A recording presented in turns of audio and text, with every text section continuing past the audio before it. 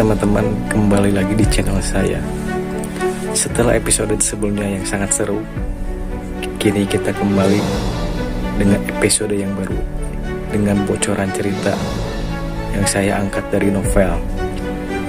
Dan jangan lupa subscribe dulu bagi kalian yang suka. Dan sekarang saya mau menceritakan bocorannya kembali. Dan jangan lupa untuk subscribe, klik loncengnya, dan jangan lupa like. Selamat menikmati. Gasku.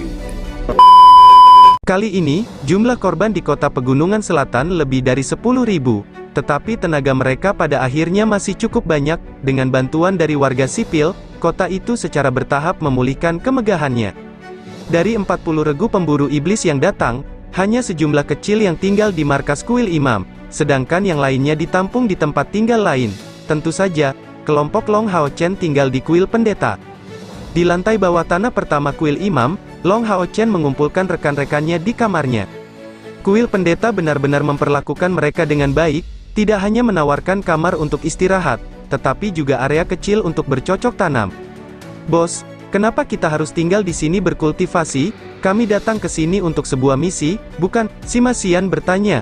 Di medan perang, dia adalah yang paling lugas untuk membunuh musuh.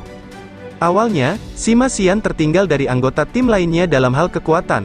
Belum lagi Long Hao Chen dan Chai Er, dia masih lebih rendah dibandingkan dengan Wang Yuan dan Han Yu. Tapi setelah mengganti peralatannya, dalam pertempuran ini, gabungan Han Yu dan Wang Yuan tidak membunuh iblis sebanyak dia. Long Hao Chen menjawab, "Kami memiliki gencatan senjata sementara dengan iblis. Selain itu, dengan berakhirnya pertempuran, misi perang darurat kami secara alami berakhir. Namun, ada sesuatu yang lebih penting yang harus kita tangani sekarang." Segera, dia memberi semua orang detail tentang surga ilusi serta negosiasi antara aliansi dan iblis. Jadi sebenarnya ada tempat yang bagus, yang mampu menghasilkan tungku spiritual dalam jumlah besar, sementara Sima Xian bertanya dengan wajah terkejut. Ini tentang tungku spiritual, untuk alasan apa Long Hao Chen bisa menjadi inti sebenarnya dari timnya, dan mengalahkan lawan yang lebih kuat. Selain kekuatannya sendiri, dia mendapat bantuan dari 2 tungku spiritual yang besar, dan faktanya, tanpa 4 tungku spiritual Long Hao Chen dan Chai Er, kekuatan pasukan pemburu iblis kelas 21 secara keseluruhan akan berkurang setengahnya.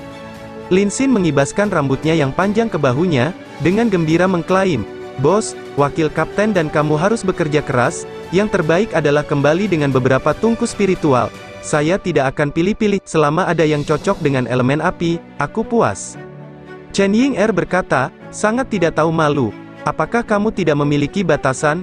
Bro, obat-obatanmu hampir menyebabkan kematian kapten, tetapi kamu masih berani mengatakan itu?" Lin Xin menjawab, "Saya akan menerima hukuman apapun yang diputuskan tim untuk masalah yang timbul dari pil saya, tetapi jika kalian memberi saya tungku spiritual elemen api, energi spiritual saya akan tumbuh dalam kemurnian. Ketika saya kemudian membuat pil, efeknya secara alami akan lebih besar. Saya mengatakan ini karena pertimbangan untuk tim." Sima Xian menjawab sambil tersenyum, "Simpan omong kosongmu, siapa yang tidak bisa berkontribusi lebih baik lagi untuk tim dengan tungku spiritual? Namun, apakah barang-barang ini begitu mudah diperoleh? Kamu hanya bermimpi. Kita lebih baik berharap bos dan wakil kapten mendapatkan 1 tungku spiritual lagi untuk diri mereka sendiri." Long Hao Chen melanjutkan, "Untuk kunjungan surga ilusi ini, Chai Er dan aku sama-sama mendapatkan tempat yang aman. Ketika kakek Ling berbicara kepada kami tentang surga ilusi, dia mengatakan bahwa untuk memasukinya, energi spiritual seseorang tidak boleh melebihi 10.000.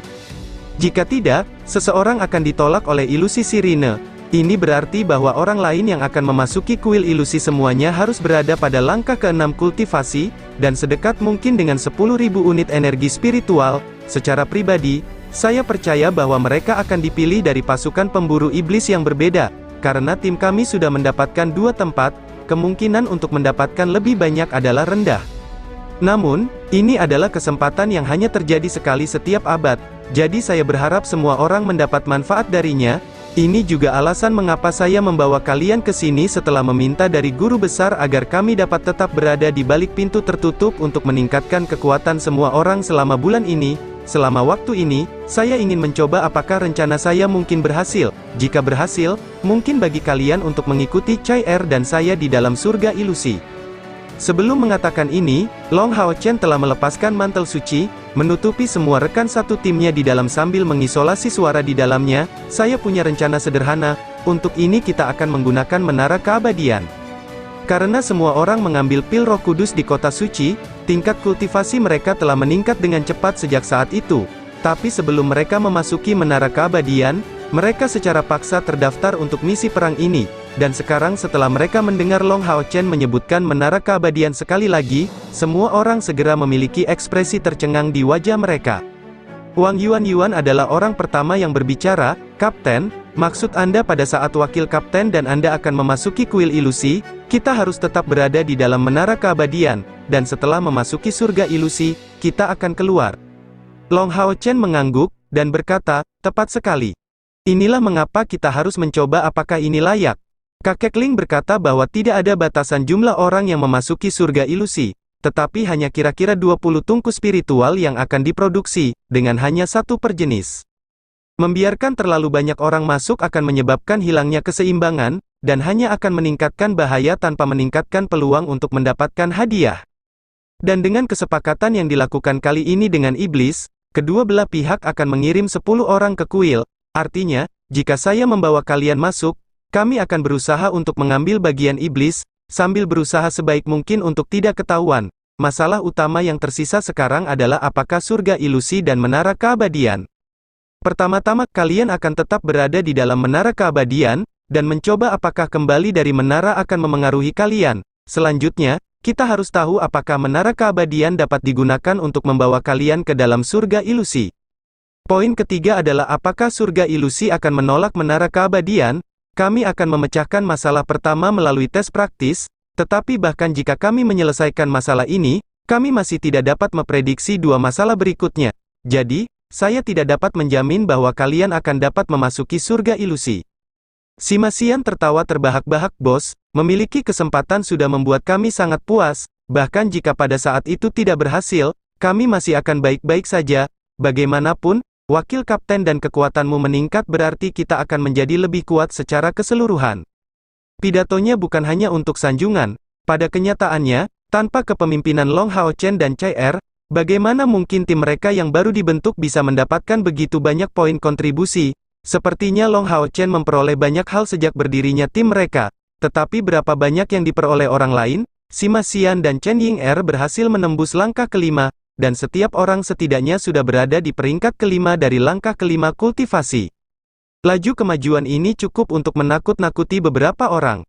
Juga, masih ada menara misi pemburu iblis. Siapa bilang dengan poin kontribusi yang cukup, tidak akan ada sesuatu yang lebih baik untuk dibeli daripada pil Roh Kudus. Semakin Long Hao Chen dan Chai Er tumbuh dalam kekuatan, semakin sulit misi yang bisa mereka ambil, dan ini akibatnya akan meningkatkan jumlah poin kontribusi yang akan mereka terima.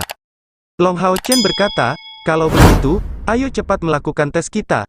Bahkan jika kalian tidak dapat menemani Chai Er dan saya untuk memasuki surga ilusi kali ini, menara keabadian masih memungkinkan semua orang untuk meningkatkan kekuatan mereka, dan bahkan mungkin mencapai langkah ke-6 lebih awal. Dengan cara ini, kita akan naik ke tingkat komandan lebih cepat. Buat persiapan kalian semua, kita akan segera memasuki menara keabadian. Tunggu, Han Yu, yang telah terdiam selama beberapa waktu, tiba-tiba berkata, Kapten, ini adalah markas kuil pendeta. Bukankah aura mematikan yang datang darinya membuat kita mudah dideteksi? Han Yu mungkin awalnya sangat angkuh, tapi dia masih memiliki akal sehat yang sangat baik. Selain kekuatannya, dia juga orang yang sangat teliti. Tetap saja, kekayaannya adalah bertemu dengan Long Hao Chen saat itu. Kecemerlangannya selalu disembunyikan, sampai dia menjadi ksatria punggawa Long Hao Chen, dan mulai selalu bertindak karena pertimbangan untuknya. Perubahan ini telah membantunya mengoreksi dirinya sendiri. Long Hao Chen menggelengkan kepalanya, saat kami berada di kota suci, saya sudah menguji ini. Karena Elux adalah seorang necromancer suci, atribut utamanya adalah cahaya. Oleh karena itu memasuki menara keabadian hanya akan menghasilkan esensi cahaya yang redup.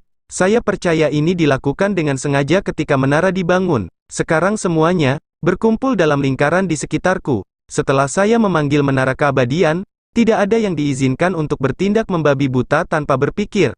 Kalian harus mendengarkan semua perintah saya. Sebenarnya, Long Hao Chen sangat gugup. Lagi pula, ini terkait dengan keselamatan rekan-rekannya. jadi pada saat dia mengucapkan kata-kata terakhir itu, ekspresi Long Hao Chen sangat serius. Han Yu dan 4 lainnya mengangguk berturut-turut, mengganti peralatan mereka sebelum membentuk lingkaran di sekitar Long Hao Chen. Long Hao Chen juga mengenakan baju besinya sendiri, dan menyiapkan Holy Radiant Siet di tangan kirinya, sementara tangan kanannya di pinggang Chai Er. Perlahan, dia menutup matanya. Pancaran cahaya keemasan terpancar dari dadanya, itu adalah kecemerlangan yang terkait dengan melodi abadi. Selama beberapa hari terakhir, terlepas dari apakah itu selama Long Hao Chen tidak sadarkan diri atau setelah dia bangun, liontin melodi abadi selalu memancarkan suhu tinggi. Secara kebetulan, Long Hao Chen sudah terbiasa. Mengenai kekuatan kalung ini, dia merasa semakin yakin seiring berjalannya waktu. Hari itu, setelah dia benar-benar melukai iblis bulan pada langkah ke-8, dia mendengar yang terakhir meneriakkan kata artefak ilahi, dan sesaat sebelum kehilangan kesadaran, dia juga merasa seolah-olah dia diselimuti oleh energi spiritual tertentu, yang justru melindunginya. Jelas, itu berasal dari menara keabadian, atau mungkin liontin melodi abadi. Apakah salah satunya benar-benar artefak dewa? Apakah itu melodi abadi atau menara keabadian yang ternyata artefak dewa? Long Hao Chen merasa bahwa itu harus menjadi yang terakhir. Karena berdasarkan semua yang dia lihat di menara keabadian, Long Hao Chen tidak ragu menyebutnya artefak ilahi. Di dalam, terlalu banyak hal ajaib yang menunggu untuk ditemukan. Tindakan penyelamatan jiwa ini telah menenangkan ketakutannya terhadap menara keabadian. Dapat dikatakan bahwa, jika bukan karena menara keabadian, bahkan jika dia tidak mati, dia tidak akan lolos dari medan perang dalam keadaan utuh. Meskipun demikian, sebagai kunci menara keabadian, melodi abadi juga merupakan benda ajaib. Hanya ada satu alasan untuk suhunya yang sangat tinggi, terletak pada kenyataan bahwa pertempuran ini menyebabkan terlalu banyak kematian. Melodi abadi dengan demikian terus-menerus menyerap jiwa. Long Hao Chen bahkan lebih heran bahwa meskipun itu selalu terus menyerap jiwa, dan terbakar pada suhu tinggi di dada Long Hao Chen, bahkan dari langkah ke-9 seperti Ling Xiao tidak mengetahuinya selama dia menyembuhkan Long Hao Chen, fakta ini tentu sangat aneh. Cahaya yang menyebar dari Eternal Rays meningkat dalam kecerahan, dan di bawah kendali Long Hao Chen, lingkaran cahaya emas muncul di bawahnya. Emas ini dengan cepat terbelah, menyebar di bawah Chai Er, Han Yu, Wang Yuan, Sima Xian, Lin Xin, dan Chen Ying Er.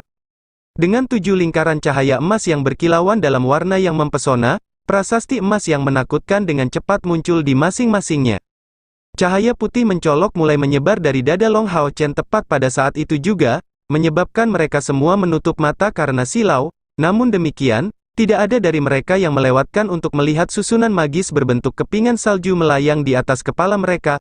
Tepat setelah itu, semua cahaya tiba-tiba menghilang dari tengah formasi, menyebabkan mereka bertujuh menghilang tanpa meninggalkan satu jejak pun. Tak seorang pun di kuil pendeta memperhatikan bahwa seluruh pasukan pemburu iblis kelas 21 menghilang begitu saja dari kota pegunungan selatan. Termasuk Long Hao Chen, masing-masing dari mereka merasakan sensasi yang aneh, seolah-olah ada sesuatu yang sangat menekan tubuh mereka, menyebabkan mereka tidak bisa bergerak. Semua sekelilingnya diselimuti warna putih, menyebabkan mereka tidak bisa membuka mata. Di antara mereka bertujuh, yang memiliki pengalaman paling mendalam bukanlah Long Hao Chen, tapi Wang Yuan. Wang Yuan awalnya adalah pengguna atribut luar angkasa yang jarang terlihat, yang pengalaman bepergian melalui ruang angkasa ini membantunya mendapatkan pemahaman yang lebih dalam tentang atributnya. Padahal, transportasi semacam ini bukanlah sesuatu yang bisa dialami oleh siapapun. Umumnya, penyihir atribut luar angkasa perlu mencapai setidaknya langkah ke-8 dan juga menggunakan mantra yang sangat rumit untuk mencapai ini, dan itu pun, metode transportasi ini hanya memiliki jangkauan terbatas. Karena Wang Yuan bukan penganut sihir ini tetapi mengandalkan hubungan antara melodi abadi dan menara keabadian, dia dengan sepenuh hati dapat mengagumi bolak spasial ini hanya sebagai penonton. Jika seseorang memperhatikan, mereka akan melihat cahaya perak samar dilepaskan darinya, sedikit memutar ruang. Seluruh proses transportasi tidak berlangsung lama, dan pancaran cahaya di sekitar mereka menghilang hanya dalam belasan menit. Semua orang tiba-tiba merasa agak berat, merasakan tanah di bawah kaki mereka tepat setelah cahaya putih yang mencolok menghilang. Tanpa sadar membuka mata mereka, semua orang selain Long Hao Chen langsung merasakan teror yang tak terlukiskan memenuhi mereka. Aura kematian yang menakutkan hadir di sekeliling, menghasilkan ketakutan yang tak habis-habisnya datang dari lubuk hati semua orang. Keputusasaan yang menginspirasi aura mematikan ini menyebabkan seluruh tubuh mereka bermandikan keringat. Sebagai reaksi, mereka menarik senjata. Tepat pada saat ini, cahaya terang ringan menyebar dari tubuh Long Hao Chen. Ini adalah teknik sederhana, mantel suci. Membawa riak cahaya, mantel suci menyelimuti mereka bertujuh tanpa kesulitan, mengisolasi mereka dari aura luar yang mematikan. Ketika aura maut menyerang mantel suci, melodi abadi di dada Long Hao Chen segera diaduk. Itu memancarkan aura yang mengesankan yang segera menyebabkan aura maut melemah. Setidaknya, itu tidak berani melancarkan serangan lain terhadap mantel suci Long Hao Chen. Dalam ingatan yang ditinggalkan Elux bencana tidur ke Long Hao Chen, metode khusus baginya untuk membawa rekan-rekannya ke sini dijelaskan. Dia hanya perlu menggunakan kemampuan area untuk menyelubungi rekan-rekannya di dalamnya, dan kemampuan apapun dari jenis ini tidak apa-apa. Ini karena selama kemampuan melawan serangan energi maut, itu secara alami akan mengaktifkan melodi abadi. Mereka telah tiba di dalam gua, mirip dengan kedalaman gua mendesis atau gua bersiul. Tetapi semua orang mengerti dengan baik bahwa ini tidak mungkin gua yang sama, dan bahwa tempat ini mungkin bahkan tidak berada di benua yang sama.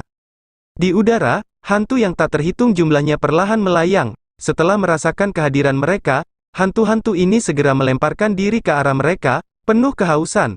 Tetapi karena reaksi melodi abadi yang mengesankan, hantu-hantu itu segera menyebar ke segala arah, dipenuhi dengan ketakutan yang menyebar jauh. Mereka untuk sementara bahkan tidak berani mendekati menara keabadian. Yang lain, yang semuanya melihat menara keabadian untuk pertama kalinya, memiliki reaksi yang sama. Mereka semua terengah-engah. Ini terutama terjadi setelah mereka melihat hantu. Pertemuan ini segera memperdalam ketakutan di hati mereka. Namun, mereka semua adalah jenius dari generasi elit termuda dari aliansi kuil, dan memiliki perlindungan khusus Long Hao Chen. Dengan demikian, mereka dengan cepat memantapkan diri dari perasaan ini. Sebenarnya, mereka bukan satu-satunya yang tercengang. Long Hao Chen juga sangat terkejut, karena ada perubahan tak terduga pada menara keabadian yang muncul di hadapannya. Sekarang terlihat sangat berbeda dari sebelumnya. Terakhir kali dia melihatnya, itu memancarkan kecemerlangan abu-abu, dan hantu juga berwarna abu-abu. Tapi kali ini, Long Hao Chen, dengan takjub, berdiri di depan menara keabadian yang telah menjadi putih seluruhnya. Itu benar, tidak peduli apakah menara itu sendiri atau hantu yang melayang, semuanya menjadi putih sepenuhnya. Tapi warna putih ini tidak berafiliasi dengan elemen cahaya, itu lebih didasarkan pada energi kematian murni. Bahkan hantu menjadi putih, dan jumlah hantu di sekitarnya juga meningkat setidaknya 2 kali lipat. Mungkinkah menara keabadian telah berevolusi? Long Hao Chen diam-diam mengajukan pertanyaan ini di kepalanya. Mengenai situasi ini, dia hanya bisa mencari jawaban atas pertanyaan ini jauh di dalam ingatannya. Karena ketakutan yang dia rasakan jauh di lubuk hati, dia memilih untuk mengabaikan kenangan masa lalu tentang apa yang terjadi di menara keabadian sejak pertemuannya dengan Elux. Dia juga akan menghindari untuk mengingat ingatan yang tersegel jauh di dalam otaknya. Mengingat kecerdasannya, mudah baginya untuk menemukan jawaban. Seperti yang dia duga, perubahan pada menara keabadian sebenarnya dipicu oleh pertempuran yang terjadi di kota Pegunungan Selatan. Keberadaan dan proses pengoperasian menara keabadian membutuhkan jumlah jiwa yang sangat besar. Di masa lalu, dengan beberapa metode misterius, malapetaka tidur Elux berhasil memperkuat sejumlah besar energi jiwa. Metode ini sangat mungkin terkait dengan jiwanya sendiri, dan penyimpanan energi menara keabadian juga sangat besar. Namun, setelah beberapa ribu tahun berlalu, meskipun menara keabadian dapat menyerap energi jiwa eksternal sampai batas tertentu, itu sangat berkurang. Secara khusus, setelah disegel oleh Long Hao Chen, itu pasti kehilangan sejumlah penyimpanan energi jiwanya. Namun, setelah Long Hao Chen tiba di kota Pegunungan Selatan, jiwa manusia dan iblis yang tak terhitung jumlahnya diserap oleh melodi abadi. Sambil benar-benar membangunkan menara, ia mampu mengisi dirinya sendiri dengan energi yang cukup. Dalam ingatannya, ada banyak hal mendalam yang tidak dapat dipahami Long Hao Chen, dan bahkan beberapa ingatan yang masih tersegel jauh di dalam, seolah memberitahunya bahwa kekuatannya belum cukup untuk memeriksanya. Namun, dia masih sangat terkejut karena mengalami hal ini. Meskipun dia memiliki keberatan yang sangat kuat terhadap ahli nujum, dia tetap tidak bisa tidak mengakui bahwa ahli nujum suci, malapetaka tidur Elux, adalah seorang jenius mutlak. Ingatannya memberitahunya bahwa ada beberapa hal yang sangat dibanggakan Elux selama hidupnya. Salah satunya adalah kendalinya atas energi jiwa. Dia memberikan metode pengendaliannya nama sirkulasi jiwa. dan itu memungkinkan dia untuk menghasilkan energi jiwa baru secara alami. Itu didasarkan pada pengalamannya selama ribuan tahun, serta salah satu alasan mengapa menara keabadian mampu menghasilkan kekuatan sebesar itu. Pada saat ini, setelah menyerap sejumlah besar energi jiwa, menara keabadian akhirnya dapat dikatakan telah sepenuhnya terbangun, menghasilkan kekuatannya yang sebenarnya. Apa kesan pertama kalian? Si Masian bertanya pada yang lain dengan suara rendah. Wang Yuan masih benar-benar fokus pada pemahaman tentang fenomena transportasi spasial sebelumnya. Dengan serius berkonsentrasi, tetapi Han Yu berkata hampir seketika, tidak signifikan, di depan menara keabadian ini, aku benar-benar merasa tidak penting. Kata-katanya mendapat persetujuan orang lain, dan Lin Xin berkomentar tanpa syarat, saya juga merasakan hal yang sama, aku hanya merasa tidak berarti seperti salah satu hantu di sini, atau harus kukatakan aku bahkan tidak merasa sekuat salah satu dari mereka, benar-benar terlalu menakutkan. Dari sini, kita bisa membayangkan betapa kuatnya necromancer suci itu di zamannya. Long Hao Chen berbalik dan memandang yang lain, ikuti aku dengan cermat semuanya, dan jangan pernah meninggalkan jangkauan mantel suci, kita akan memasuki menara. Semua orang mengangguk, setelah memasuki dunia asing ini, Long Hao Chen adalah satu-satunya elemen yang bisa dipercaya. Long Hao Chen menggendong Chai Er dan menyadari dengan takjub bahwa tubuhnya perlahan menghangat. Menyadari perubahan ini, dia bergegas menulis beberapa kata pertanyaan di tangannya. Yang mengejutkan Long Hao Chen, jawaban yang diberikan Chai Er kepadanya adalah, saya sangat menyukai tempat ini, tungku spiritual samsara dan belati samsara saya juga sepertinya senang berada di sini, kecepatan kultivasi saya seharusnya meningkat pesat di sini. Balasan ini mengejutkan Long Hao Chen, tetapi mengingat kecerdasannya, dia dengan cepat memikirkan kemungkinan penjelasan untuk itu, atribut apa yang dimiliki Chai Er. Ini selalu menjadi misteri bagi setiap anggota tim, dan sesuatu yang Long Hao Chen juga tidak pernah tanyakan padanya. Itu adalah rahasia yang tidak pernah dia ceritakan padanya. Jika dia merasa baik di tempat ini, maka ini berarti tanpa ragu bahwa atribut pribadi Chai Er terkait dengan energi mematikan yang mengelilingi menara. Oleh karena itu, kemungkinan besar atributnya juga terkait dengan kematian dan pembantaian. Ini juga akan menjelaskan mengapa dia tidak pernah memberitahunya tentang hal itu sebelumnya. Setelah kejutan singkat, Long Hao Chen memimpin semua orang untuk perlahan memasuki menara keabadian.